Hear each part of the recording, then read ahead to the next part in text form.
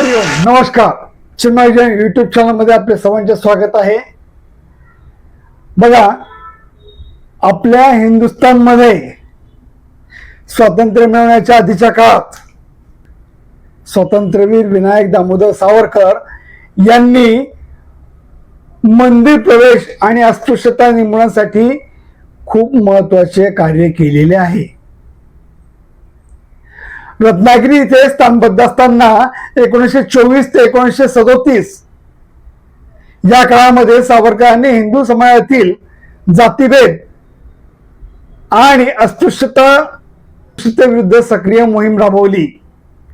त्यांच्या मते हिंदू समाजाची एकता टिकवण्यासाठी अस्पृश्यता नष्ट होणे आवश्यक होतं.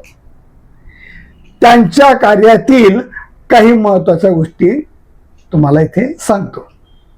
बघा, त्यांनी रत्नागिरीमध्ये पतित पावन मंदिराची स्थापना करण्यामध्ये त्यांचा पुढाकार होता.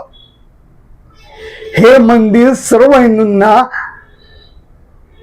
कोणत्याही जाती धर्माशिवाय प्रवेशासाठी खुले करण्यात आलेलं होतं. त्या काळामध्ये हे क्रांतिकारक पाऊल उचलणं हे खूप महत्वाचं मानलं जात होतं.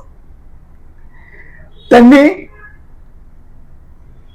सकल हिंदू समाज एकत्र येण्यासाठी काय केलं तर सहभोजन म्हणजे सोबत सर्वांनी जेवायला बसायचं एकाच पंक्तीत, असा एक चांगला त्यांनी कार्यक्रम पायंडा पाडला.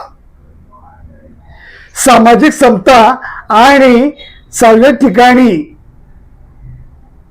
सर्वांसाठी समान हक्क याचा प्रचार त्यांनी केला. अस्पृश्य समाजातील लोकांना मंदिरात प्रवेश मिळवून दिला. यासाठी त्यांनी अनेक सभा घेतल्या, अनेक ठिकाणी लेख लिहिले आणि जनजागृती कार्यक्रम त्यांनी आयोजित केले. त्यांनी पतित पावन मंदिरामध्ये भारतातील जातीभेद मुक्त मंदिराच्या चळवळीचे एक महत्वाचे प्रतीक मानले जात होते. मात्र मंदिर प्रवेश चळवळ ही केवळ एका व्यक्तीची देणगी नव्हती.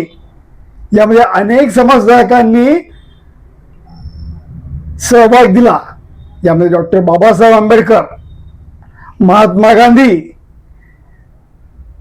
शाहू महाराज आणि इतर अनेक समाजधारकांनी या कार्यामध्ये मोठे योगदान दिलं.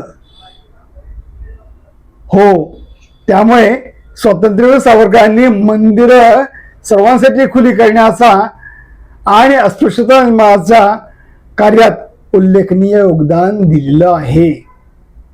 असेच नवीन चांगले व्हिडिओ आपल्याला लक्षात येण्याकरता ऐकण्याकरता या चिन्मय जैन चॅनलला सबस्क्राईब करा, लाईक करा, कॉमेंट्स करा.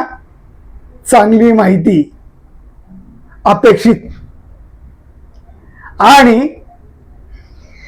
हा व्हिडिओ इतरांना शेअर करण्यासाठी विसरू नका. हरिओम. मला माहिती आहे की आपण सर्वजण माझे व्हिडिओ जास्त प्रमाणात ऐकतात, ते तुम्हाला आवडतात हे माहिती आहे.